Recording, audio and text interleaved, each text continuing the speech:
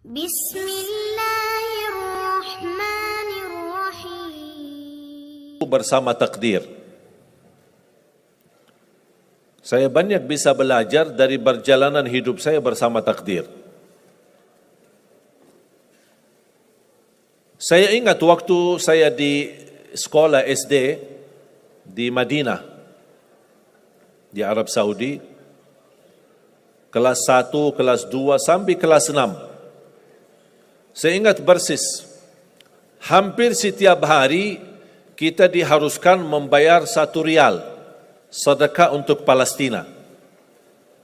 Infak 1 rial untuk Palestina. Itu setiap hari. Jadi saya kalau pergi ke sekolah dapat uang saku dari ayah 3 rial. 1 buat makan, 1 rial buat beli makan, 1 rial buat beli minum, 1 rial buat infak dan sedekah untuk Palestina. Selama 6 tahun kita belajar di SD. Membuat saya di masa itu berkeinginan bisa ke tanah suci Palestina, bisa silaturrahim dan ziarah Masjidul Aqsa. Tapi coba bayangkan, selama sudah berjalan, selama saya di Madinah, belum terkabul cita-cita saya. 2008, saya dapat panggilan menjadi imam tarawih di Masjid Agung Sunda Kelapa di Jakarta. Saya datang, tugas saya jadi imam. Apalagi masyarakat luar biasa antusias ketika kedatangan tamu dari Madinah. Ramai masjidnya. Menjalani tugas selama 1 bulan Ramadan full. Imam tarawih dan imam tahajud. Di saat itu sering bertemu dengan wakil presiden. Waktu itu Bapak Yusuf Kalla. Dan keluarga besar. Ternyata sebagai orang asing, alhamdulillah dapat kemudahan, dapat fasilitas izin tinggal di Indonesia. Membuat saya kalau mau ke Indonesia tidak perlu visa lagi. Jadi bebas ke Madinah, mudik sebentar, balik lagi ke Indonesia. Lama kelamaan betah di Indonesia. Apalagi gara-gara ibu-ibu di Indonesia.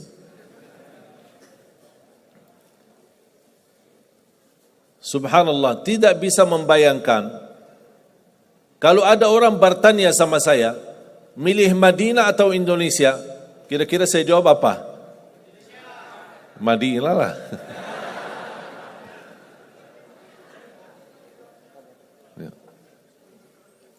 Madinah tanah suci. Salat di Masjid Nabawi 1000 kali lipat dibanding salat di Masjid Istiqlal. 1000 kali lipat. Salat di Masjidul Haram 100.000 kali lipat.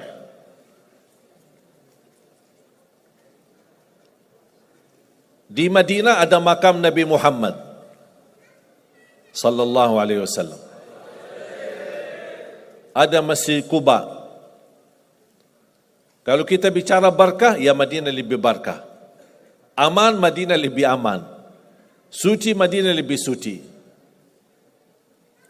Banyak orang Indonesia berkata, oh aku bingungnya, kita aja mau ke Madinah, kok inti yang datang ke Indonesia.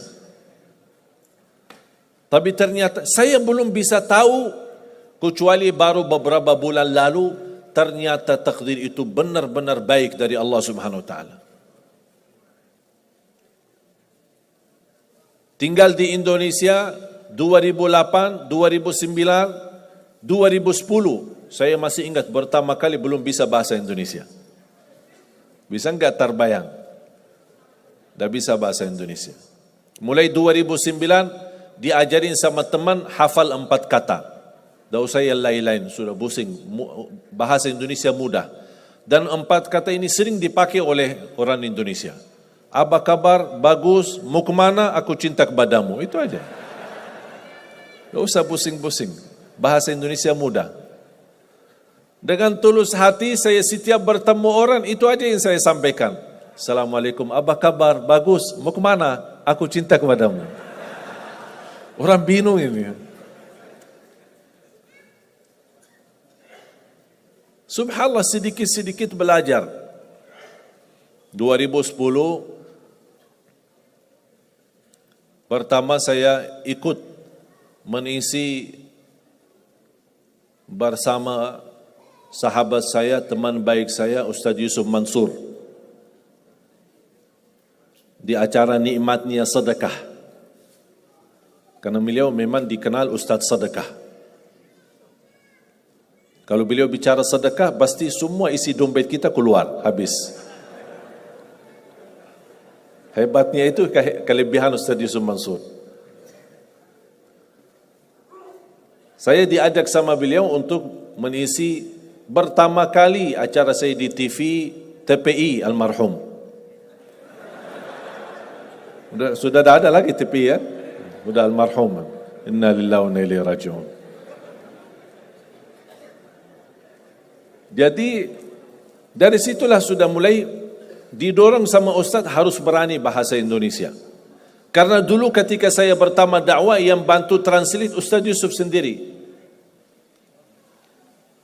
Tapi beliau yang mendorong saya harus bisa bahasa Indonesia. Nanti insyaAllah anak damping antum, mendampingi saya sambil sedikit, walaupun kata-kata ibu-ibu dulu bahasanya bagus dan lucu. Karena masih banyak yang belum lancar. Sambil gitu sudah mulai sedikit lancar, malah ditinggal sama Ustaz Yusuf Mansur. Tinggal saya isi sendiri. Antum sudah sendiri-sendiri aja. Subhanallah, 2011 saya dapat dipanggil untuk menghadiri acara buka puasa bersama Bapak Presiden. Waktu itu Bapak SBY. Saya diundang untuk menghadiri acara. Saya duduk di satu meja sama dubes Saudi, ada dubes Yaman, ada dubes Palestina, Mesir. Tidak jauh dengan meja Bapak Presiden, Wakil Presiden, Ketua DPR, MPR, semua hadir. Subhanallah, tiba-tiba penceramah yang ditugaskan acara kultum sebelum maghrib. Biasakan di Indonesia ada budaya sebelum buka puasa kan ada kultum lah, dipanggil ustaz atau siapa. Penceramah tidak datang. Karena macet, maklum Jakarta macet ya. Ternyata Allah punya rencana. Didatangi protokol, Pak maaf, penceramah kita tidak datang. Ditunjuk Mbak Syekh yang isi. Saya kaget, apa yang mau saya isi? Depan presiden lagi. Akhirnya saya beranikan diri berbicara, sedangkan protokol sudah menyampaikan, mohon Pak jangan lama ya, maksimal 10 menit. Ya biasa protokol. Ternyata mereka salah hitung waktu.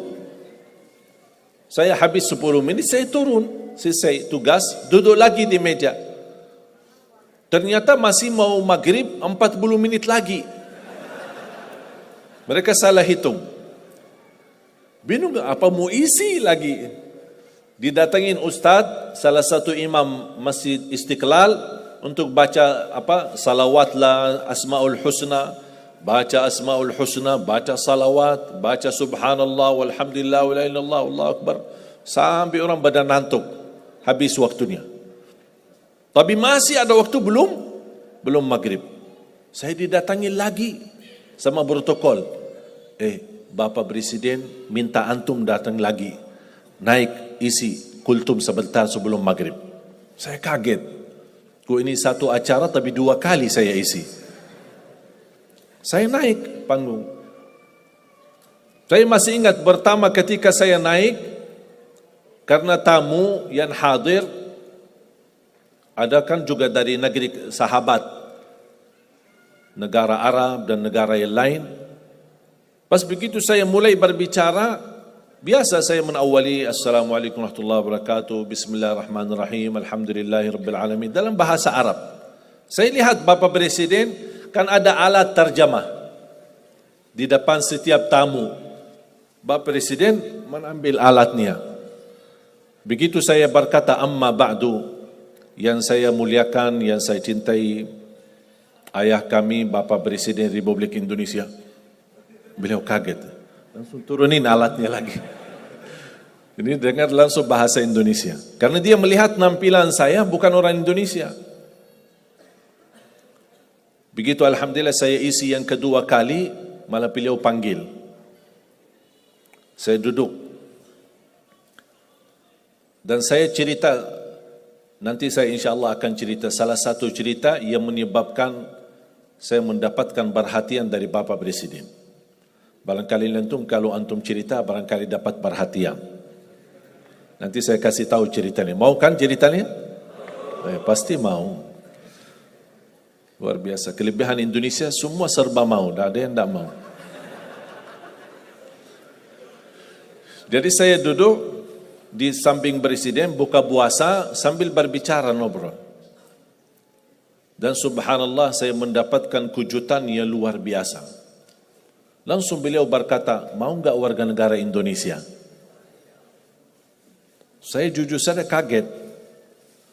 Karena sebelumnya, sebelum kejadian ini, ada yang menawarkan membantu untuk proses warga negara Indonesia, tapi minta 150 juta. Tapi Allah kasih saya gratis. Dan Presiden langsung yang menawarkan. Sambil bahasa beliau apa? Kami sudah memberi warga negara kepada pemain bola, sampai sekarang belum berjuara. Kalah mulu. Pas sudah sampai ke final, kalah lagi. Mudah-mudahan kami memberi warga negara, mudah-mudahan bisa bermanfaat untuk Indonesia. Saya ingat persis bahasa beliau. Bahkan setiap saya bertemu beliau di acara besar atau Hari Raya Idul Fitri, pasti beliau ketika melihat saya, alhamdulillah, terima kasih sudah menjadi warga negara Indonesia. Saya bilang, terima kasih Bapak yang memberikan warga negara Indonesia. Ternyata jemaah sekalian, saya mendapatkan tantangan yang berat.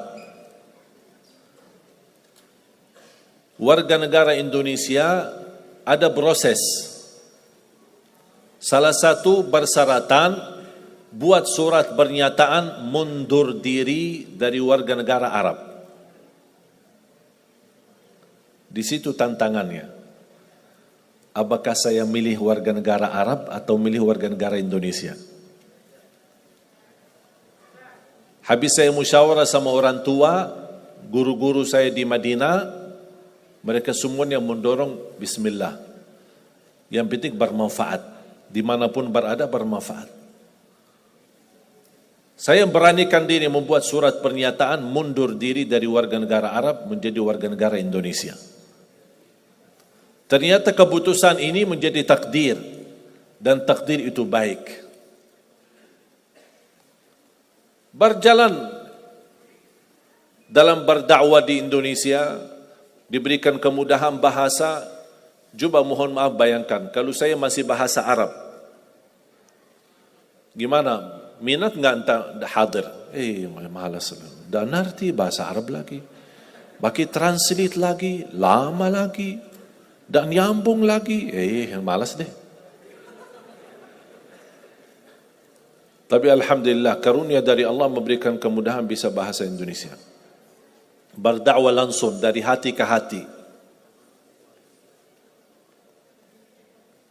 Ternyata menjadi warga negara Indonesia menjadi karunia dari Allah Subhanahu wa taala. Kenapa menjadi karunia? Karena 2017 saya mengundang seorang imam besar dari Palestina, imam besar Masjidul Aqsa. Kami undang kemari datang ke Indonesia. Isi bersama-sama di Damai Indonesiaku TV One. TV One, eman, beda. Bersama-sama isi. Beliau begitu bertemu dengan saya, beliau terkejut. Pakaian Arab, wajah Arab, tapi bahasa-bahasanya Indonesia. lancar lagi bahasa Arab. Beliau mendapatkan perhatian bersama beliau. Di mana beliau pergi, saya mendampingi beliau. Allah buka hatinya, beliau undang saya datang ke Palestina.